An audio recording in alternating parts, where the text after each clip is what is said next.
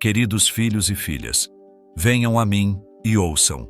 Minhas palavras são como água viva, fluindo para aqueles sedentos de verdade e vida. Hoje, convido vocês a refletirem sobre quem realmente vai para o céu. Muitos acreditam que a simples bondade garante a entrada nesse reino, mas a verdade é mais profunda e desafiadora. O nascer do sol é um espetáculo que lembra o padrão elevado que meu Pai Celeste estabelece. Em Mateus 5, versículo 48, eu declarei: sejam perfeitos como o Pai Celestial. Essa declaração é um chamado à busca pela santidade que parece impossível. A santidade de Deus é absoluta, e qualquer falha é uma ofensa a um Deus infinitamente puro. Como disse Tiago, quem obedece a toda a lei, mas tropeça em um ponto, torna-se culpado de quebrá-la. O apóstolo Paulo nos lembra em Romanos 3, versículo 23, que todos pecaram e estão destituídos da glória de Deus. Se a perfeição é o que Deus exige, como alguém poderia alcançá-la?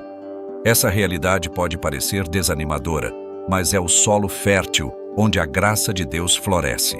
Em sua infinita sabedoria e amor, Ele providenciou um caminho. Este caminho sou eu, Jesus Cristo.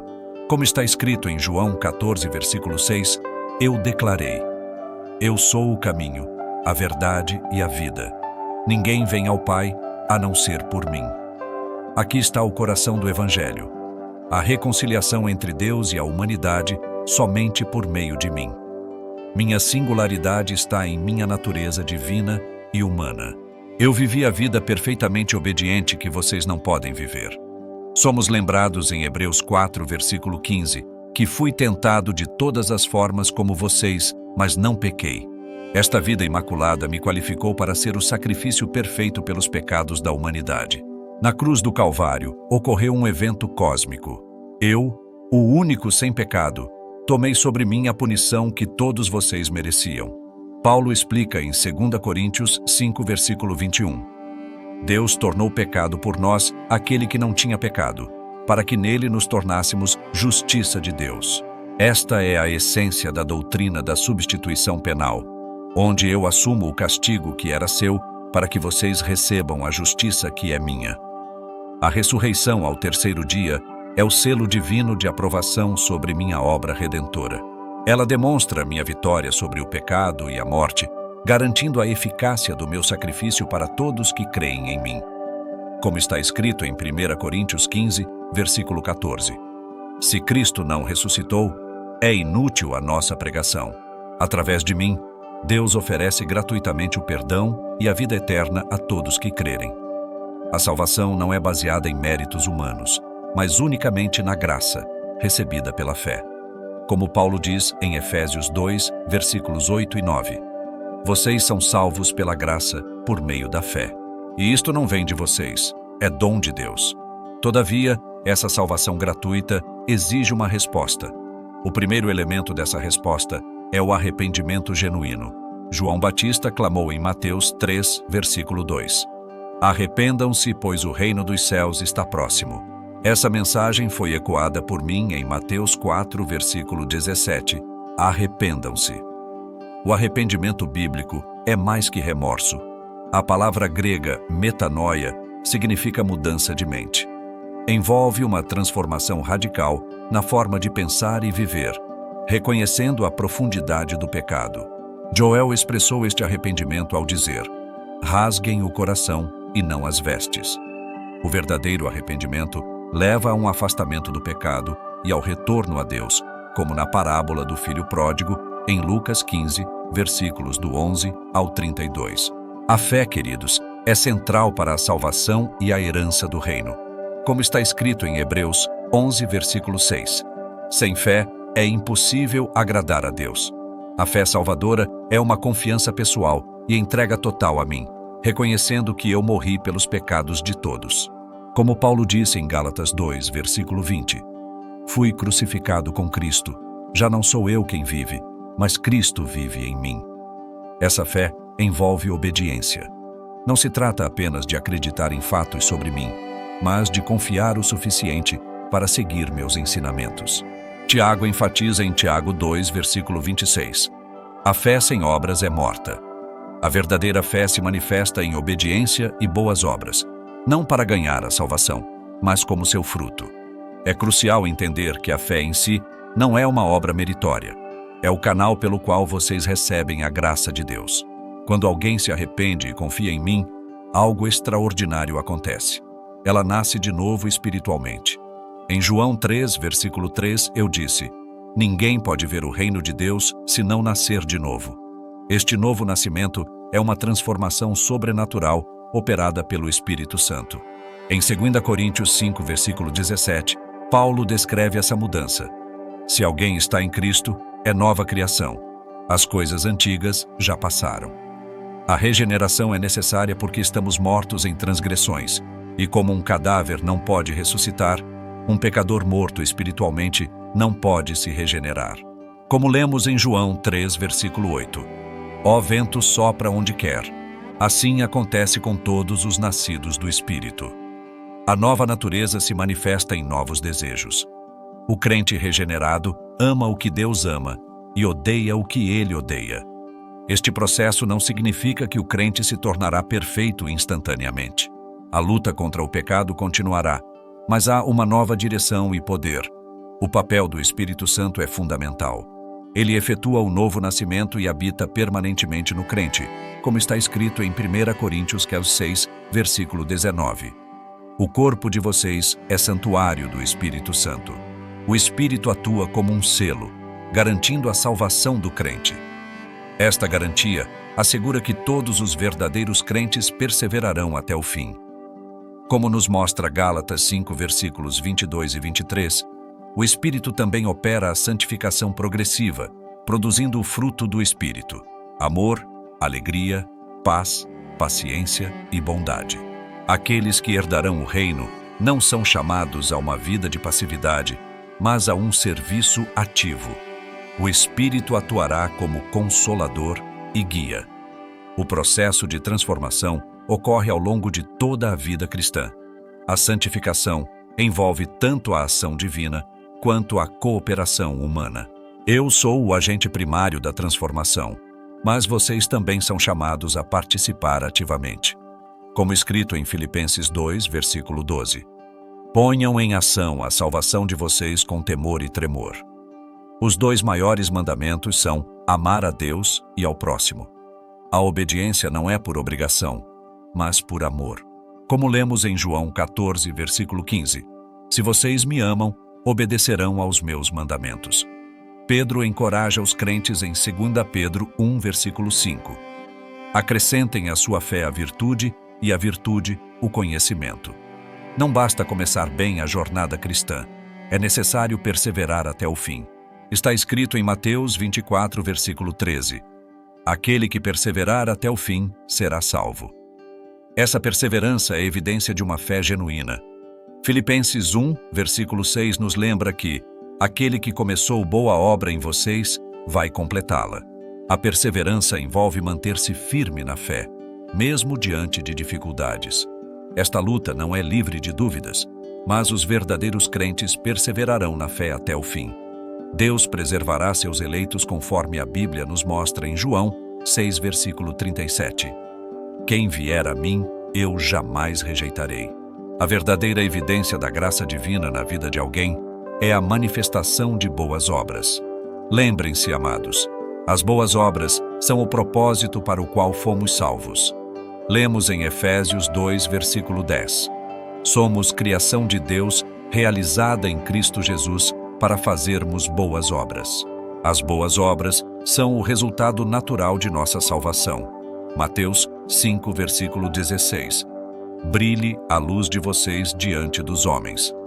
Essas boas obras incluem ações de amor e serviço ao próximo, como alimentar os famintos e cuidar dos doentes. Também envolvem a proclamação do Evangelho, conforme nos lembra 2 Timóteo 4, versículo 2. Preguem a palavra, estejam preparados a tempo e fora de tempo. Essas boas obras não são realizadas apenas por esforço humano, mas pelo poder do Espírito que habita em vocês. O amor é a característica mais importante. Eu ensinei que os maiores mandamentos são amar a Deus e ao próximo. Este amor se manifesta em adoração, obediência e devoção. A Bíblia ensina em Mateus 5, versículos do 43 ao 48, que o amor ao próximo inclui até mesmo os inimigos. O apóstolo Paulo descreveu este amor em 1 Coríntios 13, enfatizando sua paciência, bondade e humildade. Este amor não é natural, é um fruto do Espírito. Ele revela o caráter de Deus e distingue os verdadeiros seguidores de Cristo. Como escrito em João 13, versículo 35. Com isso, todos saberão que vocês são meus discípulos, se amarem uns aos outros. A obediência aos mandamentos de Deus é crucial. Não surge de legalismo, mas de um coração transformado pelo amor. Se vocês me amam, obedecerão aos meus mandamentos. Esta obediência abrange todos os aspectos da vida do crente, incluindo a submissão à vontade divina. Jeremias profetizou em Jeremias 31, versículo 33. Porei a minha lei no íntimo deles e a escreverei nos seus corações. Esta obediência é uma expressão do desejo de agradar a Deus. A luta é árdua, mas a verdadeira fé busca sinceramente a verdade. Entendam que a batalha é contínua, queridos filhos. É uma luta contra as tentações do mundo, nossa própria carne e as investidas do maligno. Como lemos em Efésios 6, versículo 12. A nossa luta não é contra pessoas. Portanto, revistam-se com a armadura de Deus para resistir nas horas de provação. Esta batalha é árdua, mas não em vão. Os verdadeiros crentes não se conformam com o pecado, mas lutam ativamente contra ele. Está escrito em 1 João 5, versículo 18. Todo aquele que é nascido de Deus não vive no pecado. Mesmo na luta, há a certeza da vitória em mim. Não se esqueçam do papel fundamental que desempenham. Cada um de vocês é um mordomo dos recursos que eu confiei, responsáveis por administrar tempo, talentos e bens. Em Lucas 12, versículo 48, lemos: A quem muito foi dado, muito será exigido. Utilizem seus recursos para a expansão do meu reino e o bem-estar do próximo. A mordomia abrange todas as áreas da vida. Efésios 5, versículos 15 e 16. Aproveitem ao máximo cada oportunidade, porque os dias são maus. Priorize atividades de valor eterno. Cada momento é um presente de Deus. Usem seus talentos para o bem comum. Cada um exerça o dom que recebeu. Cuidem da criação de Deus. Desde o início, eu confiei ao ser humano a responsabilidade de cuidar da terra. Isso envolve respeito pelos recursos naturais. Aqueles que herdarão o reino demonstrarão mordomia fiel em todas as áreas da vida. A comunhão é vital na vida cristã. Como lemos em Atos 2, versículo 42, os primeiros cristãos se dedicavam ao ensino, à comunhão e à oração. Compartilhem suas alegrias e tristezas. Alegrem-se com os que se alegram. É na partilha e no amor que vocês refletem meu caráter, pois não vim para ser servido, mas para servir. Busquem viver em unidade, assim como eu e o Pai somos um. Não se esqueçam do mandamento que deixei. Vão e façam discípulos de todas as nações. A missão é de todos nós. Compartilhem as boas novas. A evangelização é um privilégio e uma responsabilidade. A peça vital do discipulado é ajudar as pessoas a crescerem em sua fé e a obedecerem tudo que eu orientei. O compromisso com a grande comissão é impulsionado pelo amor a Deus e ao próximo. Lembrem-se, não estão sozinhos. Meu Espírito está com vocês, guiando e encorajando. Visitem os doentes, alimentem os famintos e vivam a mensagem do Evangelho em cada ação. O amor é uma manifestação concreta, não apenas uma expressão verbal. Eu os chamei para serem a luz do mundo e que cada um de vocês viva para glorificar ao Pai. No coração do Evangelho está a importância do perdão. Em Mateus 6, versículo 14, lemos: Perdoem as ofensas uns aos outros. Essa disposição para perdoar é uma marca distintiva do meu reino. O perdão é uma decisão consciente de abrir mão do direito de retribuir, refletindo a misericórdia que eu derramei sobre vocês.